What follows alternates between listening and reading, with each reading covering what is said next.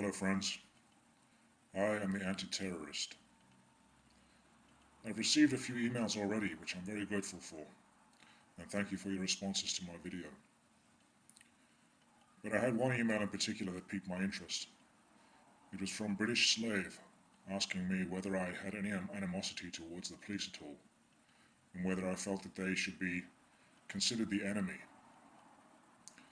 Well, my answer to that is that there are a lot of police out there that have the right mindset. They have good intentions. They're doing the job for the right reasons. They have your interests at heart and they want to make a difference. Personally, I think you only have to talk to them to get a sense of them. Use your intuition. Talk to these police officers and find out how much time they have for you. See what their attitude towards you is. My particular relationship with the police is a very good one. I don't have a problem with them, they don't have a problem with me, they probably don't even know I exist.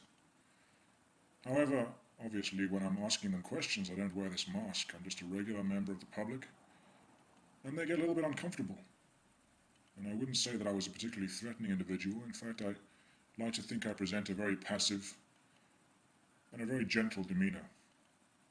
And we're not talking about particularly threatening questions either. We're talking about questions that you, the public, the people of this country, the people of this free country, should be asking the police every single day. These people are your protectors. They're public servants and you pay your taxes, which pays their wages. You should be able to ask them anything without them getting edgy. If a police officer starts to get a little bit edgy when you're asking them questions, you have to ask yourself why. What does he have to hide? What is he afraid of? Ask them about the statutory powers they've recently been endowed with.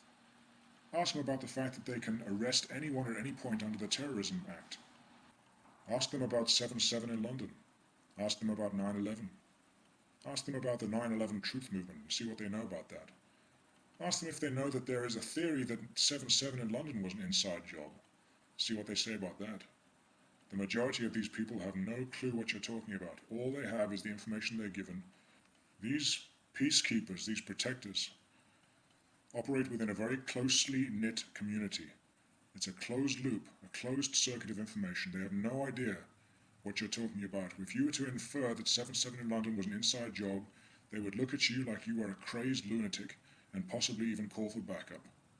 They have no idea what you're talking about.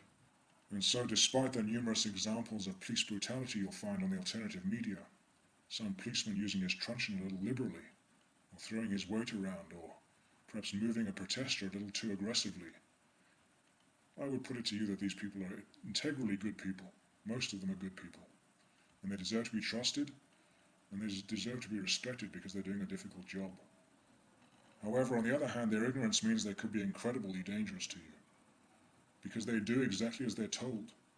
And although they're individual human beings and they have hearts and minds of their own, they operate as a single unit, and they do as they are told. And when they're told to come and get you because you've said the wrong thing or because you were in the wrong place at the wrong time, they will come and get you, despite what they know to be the truth, despite the fact that they know that what you're doing is not a crime. You're not breaking any laws by speaking your mind. You're not breaking any laws by protesting against these things that are happening in the world today.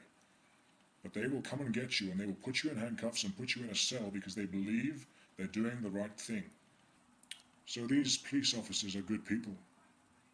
They're just doing their job. They're trying to make a difference.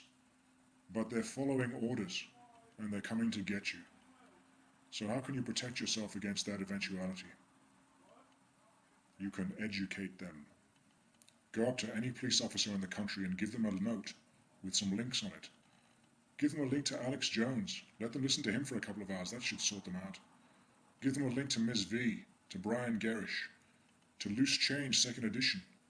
These are highly accessible videos that can educate anyone about what's going on this planet at the moment. Give them a link to Freedom to Fascism. Educate them. Eventually you're going to get a sense of what I'm about. This is all about communication. It's all about talking. It's about educating people. It's about passing on the message. Violence never achieved anything. The fact that we're at war right now just goes to prove that fact. You look at Iraq right now. Has violence improved their situation any? It's escalating. It's out of control. And that's what they want, but that's a different subject. This is all about communication. It's about sharing what you know and getting the truth out there. Police officers need to know the truth too. They can only operate with 100% integrity if they have 100% of the truth. But all they have is what they're given.